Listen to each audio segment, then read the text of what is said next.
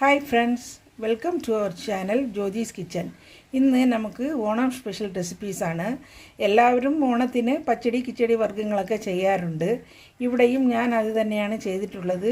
ഒരു ചെറിയ വ്യത്യാസത്തിൽ ഞാൻ എൻ്റേതായിട്ടുള്ള രീതിയിലാണ് ചെയ്തിട്ടുള്ളത്. നാരങ്ങ, ഇത് മാതളം നാരങ്ങയാണ്, മാങ്ങ, വെള്ളരിക്ക, ഇഞ്ചി എല്ലാം എൻ്റേതായിട്ടുള്ള രീതിയിൽ ഞാൻ ചെയ്തിട്ടുണ്ട്. ഇത് എല്ലാവരും ഇതൊന്ന് ട്രൈ ചെയ്ത് നോക്കണം. ചെയ്തിട്ട് നിങ്ങളുടെ ഫീഡ്ബാക്കൊക്കെ അറിയിക്കണം. വരൂ, ഈ ഓണത്തിന് നമുക്ക് ഇത് ട്രൈ ചെയ്യാം. ആദ്യം നമുക്ക് കടുമാങ്ങ ഉണ്ടാക്കാം. ഇവിടെ 2 ചെറിയ മാങ്ങ എടുത്തിട്ടുണ്ട്. ഇത് നമുക്ക് നല്ലതുപോലെ കഴുകി വൃത്തിയാക്കി തോലോടി തന്നെ ചെറുതായിട്ട് കട്ട് ചെയ്ത് എടുക്കാം.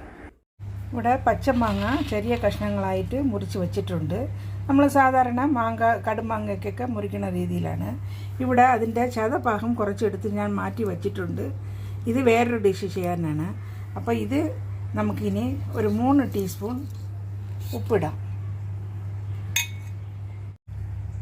ഒരു 1/2 ടീസ്പൂൺ മഞ്ഞൾപ്പൊടി കൂടിയിട്ട് നമുക്ക് സ്പൂൺ കൊണ്ടോ അല്ലെങ്കിൽ നമുക്ക് ഇങ്ങനെ കുലുക്കി അതിൻ്റെ എല്ലാ സ്ഥലത്തും ഉപ്പും മഞ്ഞൾപ്പൊടിയും ആകുന്ന രീതിയിൽ നമുക്ക് മിക്സ് ചെയ്ത് വയ്ക്കണം. ഒരിക്കലും ഇമാതിരി അച്ചാറുകൾ നമ്മൾ കൈ കൊണ്ട് തൊടാതിരിക്കുന്നതാണ് നല്ലത്. ഇത് മാങ്ങ വാഷ് ചെയ്തിട്ടാണ് നറുക്കിയത്. ഇനി ഞാനിത് കൈ കൊണ്ട് തൊടില്ല. ഏത് അച്ചാറിടുമ്പോഴും നമ്മുടെ കൈ പെടാതെ നോക്കിയാൽ അത്രയ്ക്കും നമുക്ക് സെൽഫ് ലൈഫ് കിട്ടും. മാങ്ങയിൽ നല്ലതുപോലെ ഉപ്പും മഞ്ഞളും കോട്ടായി വെച്ചിട്ടുണ്ട്. ഇനി നമുക്കിത് തലേ ദിവസം ഉണ്ടാക്കി വയ്ക്കുമ്പം കുറച്ചുകൂടി ടേസ്റ്റാണ്. ഇത് ഞാനിപ്പോൾ ഒരു അരമണിക്കൂറേ വയ്ക്കുന്നുള്ളൂ. പെട്ടെന്ന് ഉണ്ടാക്കാൻ പറ്റിയ ഒരു കടുമാങ്ങയാണ്. ഇനി നമുക്ക് അടച്ച് ഒരു അരമണിക്കൂർ മാറ്റി വയ്ക്കാം. ഉപ്പും മഞ്ഞൾപ്പൊടിയും ഇട്ട് വെച്ച മാങ്ങ കുറച്ച് ഊറിയിട്ടുണ്ട്. നമുക്കിനി ഇത് കടുക് വറുക്കാം. ഒരു തടുക്കാ പാൻ ഗ്യാസിൽ വെച്ചിട്ടുണ്ട്. ഇതിലേക്ക് 1 ടേബിൾ സ്പൂൺ നല്ലെണ്ണയാണ് ഒഴിച്ചിട്ടുള്ളത്. ഞാനിവിടെ ഇതയം നല്ലെണ്ണയാണ് യൂസ് ചെയ്യുന്നത്. ഇത് നല്ലെണ്ണയാണ്. നല്ല മണവും ഗുണവുമുള്ള ഒരു നല്ലെണ്ണയാണിത്. ഇതിലേക്ക് 1 ടീസ്പൂൺ കടുക് ഇടുക.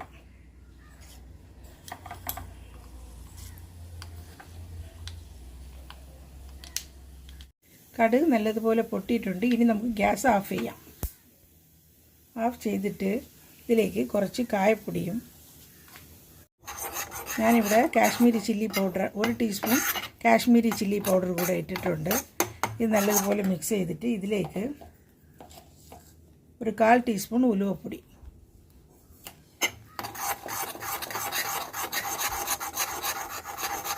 ഈ മിശ്രിതം നമുക്ക് ഈ മാങ്ങയിലേക്ക് ഒഴിച്ചിട്ട് നല്ലതുപോലെ മിക്സ് ചെയ്യാം. നമ്മുടെ കടുമാങ്ങ പെട്ടെന്ന് തന്നെ റെഡിയായി. നമുക്കിത് 1 മണിക്കൂറാണ് നമ്മൾ ഉപ്പിലിട്ട് വച്ചിട്ടുള്ളതെങ്കിൽ നമുക്ക് ഈ കടുക് വറുത്ത പാത്രത്തിൽ ഒഴിച്ചിട്ട് നമുക്ക് മിക്സ് ചെയ്ത് എടുക്കാം. ഞാനിപ്പോൾ കുറച്ച് സമയമായി, അതുകൊണ്ടാണ് ഞാൻ അത് ഡയറക്റ്റായിട്ട് ഇതിൽ ഒഴിച്ചത്. നമ്മുടെ കടുമാങ്ങ റെഡിയായി. അടുത്തത് വെള്ളരിക്ക തൈര് പച്ചടി നമുക്ക് ഉണ്ടാക്കാം. ഇവിടെ 1 കഷ്ണം വെള്ളരിക്ക ചെറിയ പീസസായിട്ട് കട്ട് ചെയ്ത് വച്ചിട്ടുണ്ട്. ഇത് നമുക്ക് ഒരു പാത്രത്തിലേക്ക് ഇടാം. അതിൻ്റെ കൂടെ നമ്മൾ കട്ട് ചെയ്ത് വെച്ച മാങ്ങയുടെ നടുവിലുള്ള പോർഷൻ, ചതക്കട്ടിയുള്ള വൈറ്റ് പോർഷനും കൂടി ഇടാം.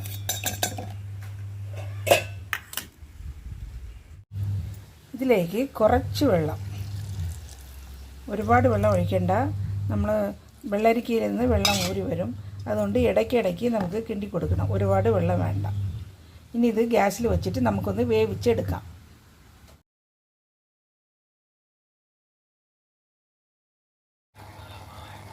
ഇടയ്ക്കിടയ്ക്ക് നമ്മൾ അടിപിടിക്കാതെ ഒന്ന് മിക്സ് ചെയ്ത് കൊടുക്കണം. ഈ വെള്ളം നല്ലതുപോലെ വറ്റിയ ശേഷം ഉപ്പിട്ട് നമുക്ക് ഓഫ് ചെയ്യണം. കുറച്ച് വെള്ളമുണ്ട്.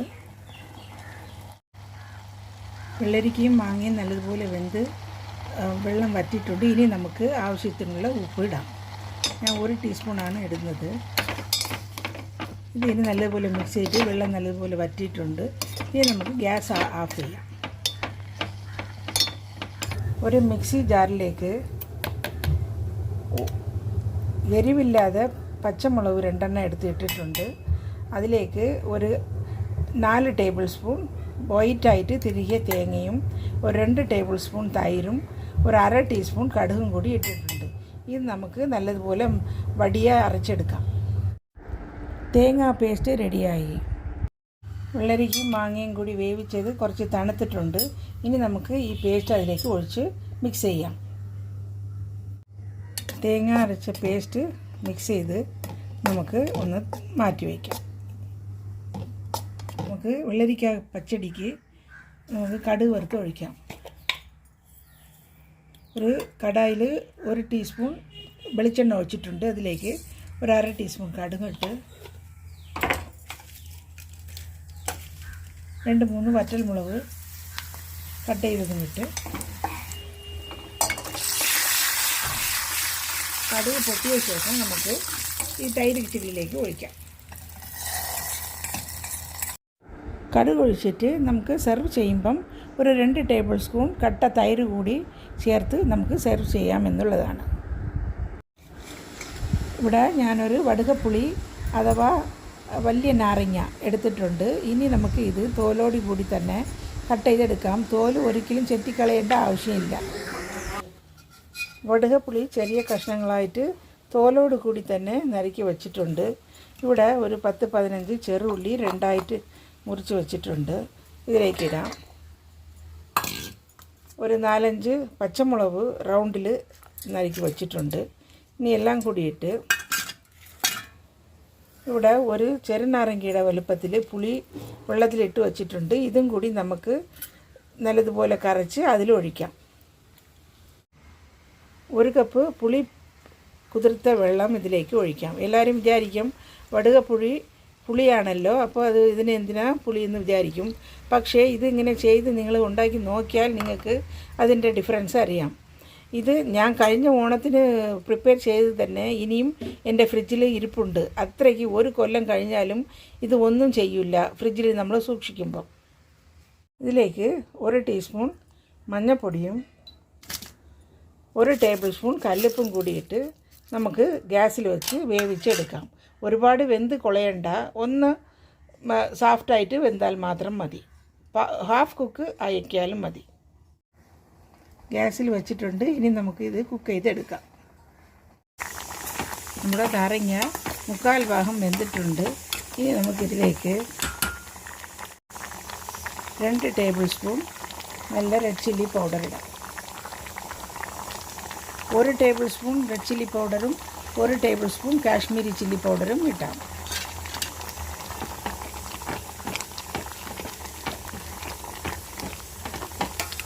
നല്ലതുപോലെ മിക്സ് ചെയ്ത് കൊടുത്തിട്ട് 1 കഷ്ണം ശർക്കര കൂടിയിട്ട് നല്ലതുപോലെ കുക്ക് ചെയ്തെടുക്കാം. നമ്മുടെ നാരങ്ങ അച്ചാർ റെഡിയായി. ഇനി നമുക്കിതിലേക്ക് 1 ടീസ്പൂൺ കായപ്പൊടി കൂടി ഇടാം. നല്ലതുപോലെ മിക്സ് ചെയ്തിട്ട് നമുക്ക് ഇറക്കാം.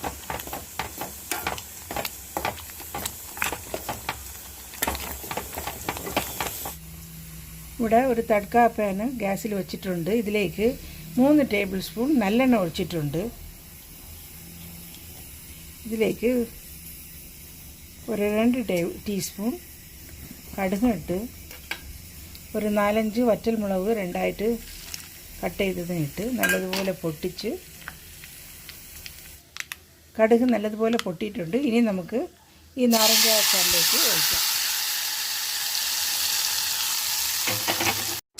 ഇതിലേക്ക് കായപ്പൊടി ഇട്ട ശേഷം 1 ടീസ്പൂൺ വറുത്ത് പൊടിച്ച ഉലുവപ്പൊടി കൂടി ഞാൻ ഇട്ടിട്ടുണ്ട്. അത് ക്യാമറയിൽ വന്നില്ല. നിങ്ങൾ ഉലുവപ്പൊടിയും കൂടി ഇട്ടേക്കണം. ഇഞ്ചിക്കറി പ്രിപ്പയർ ചെയ്യാനായിട്ട് ഇവിടെ ഞാൻ കുറച്ച് ഇഞ്ചി തോലെടുത്ത് നീറ്റായിട്ട് കഴുകി വൃത്തിയാക്കി വെച്ചിട്ടുണ്ട്. ഇത് നമുക്ക് ഒന്ന് റൗണ്ടായിട്ട് സ്ലൈസസായിട്ട് മുറിച്ചെടുക്കാം. ഇഞ്ചി നല്ലതുപോലെ സ്ലൈസസായിട്ട് കട്ട് ചെയ്ത് വച്ചിട്ടുണ്ട്. ഇവിടെ ഒരു കടായിൽ ആവശ്യത്തിനുള്ള വെളിച്ചെണ്ണയാണ് ഒഴിക്കുന്നത്. വെളിച്ചെണ്ണ ചൂടായിട്ടുണ്ട്. ഇതിലേക്ക് ഈ ഇഞ്ചി ഇട്ട് നല്ലതുപോലെ മൂപ്പിച്ചെടുക്കണം.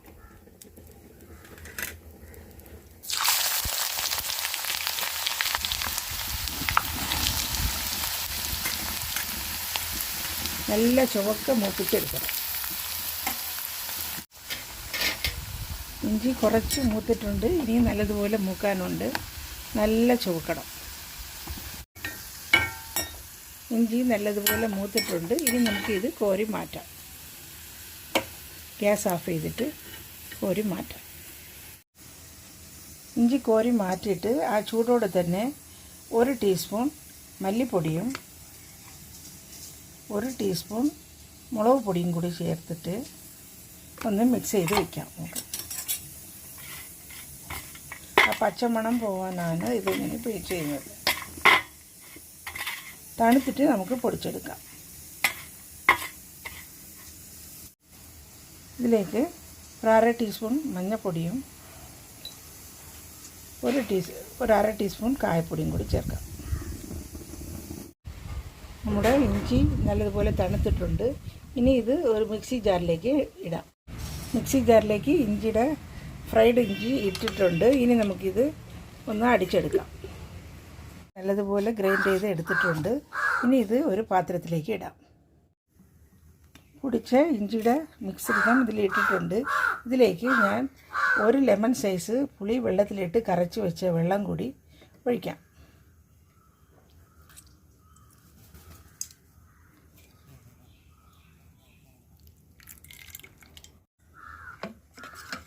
നല്ലതുപോലെ മിക്സ് ചെയ്യണം. ഇതിലേക്ക് 1 ടേബിൾ സ്പൂൺ കല്ലുപ്പും കൂടി ഇട്ട് നല്ലതുപോലെ മിക്സ് ചെയ്യണം.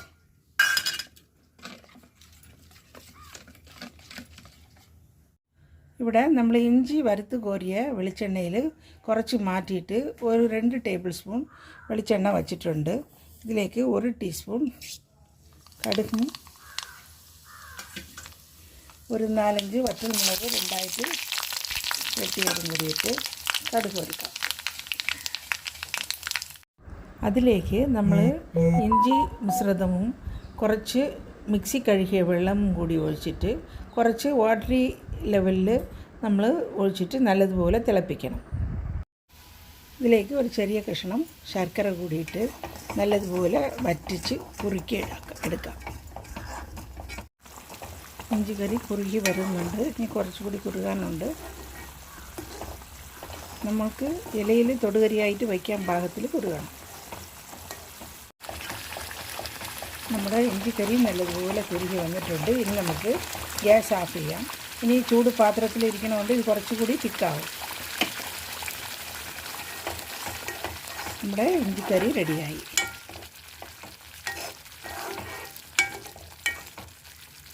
ഇത് കുറച്ചുകൂടി തിക്കാവും. ഇത് പുറത്ത് വെച്ചാൽ 2-3 ദിവസം അങ്ങനെ ഇരിക്കും. ഫ്രിഡ്ജിൽ വയ്ക്കുകയാണെങ്കിൽ നമുക്ക് മാസങ്ങളോളം ഇരിക്കും. ഇതെൻ്റെ സ്വന്തം അനുഭവം കൊണ്ട് ഞാനിത് പ്രിപ്പയർ ചെയ്തതാണ്. എല്ലാവരും ഇതൊന്ന് ട്രൈ ചെയ്ത് നോക്കണം. നമ്മുടെ സ്പെഷ്യൽ പച്ചടി കിച്ചടിയൊക്കെ റെഡിയായി. എല്ലാവരും ഇതൊന്ന് ട്രൈ ചെയ്ത് നോക്കണം. തീർച്ചയായിട്ടും എല്ലാവർക്കും ഇഷ്ടമാവുമെന്ന് വിശ്വസിക്കുന്നു. ഇത് കുറച്ച് വെറൈറ്റി ആയിട്ടുള്ള രീതിയിലാണ്, ഞാൻ എൻ്റേതായിട്ടുള്ള രീതിയിലാണ് ചെയ്തിട്ടുള്ളത്. നിങ്ങളെല്ലാവരും ഇതൊന്ന് ട്രൈ ചെയ്ത് നോക്കിയിട്ട് നിങ്ങളുടെ ഫീഡ്ബാക്കൊക്കെ അറിയിക്കണം. ലൈക്ക് ചെയ്യുക, ഷെയർ ചെയ്യണം. നിങ്ങളുടെ ഫാമിലിക്കും ഫ്രണ്ട്സിനും ഷെയർ ചെയ്യുക. ആദ്യമായിട്ട് ജ്യോതിസ് കിച്ചൻ കാണുന്നവർ സബ്സ്ക്രൈബ് ചെയ്തിട്ട് അടുത്തുള്ള ബെല്ലൈക്കനെയും ക്ലിക്ക് ചെയ്ത് ആൾ എന്നുള്ളൊരു ഓപ്ഷനും ക്ലിക്ക് ചെയ്യുക.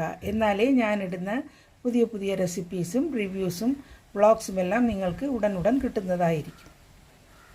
Thanks for watching.